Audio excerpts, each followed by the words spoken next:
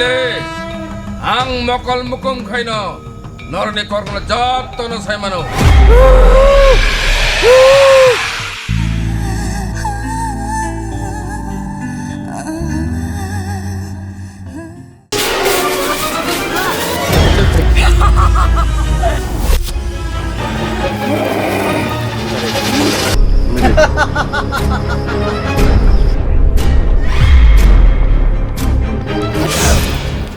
Tautay ng liya ang nisyak ni Motong Sinayo.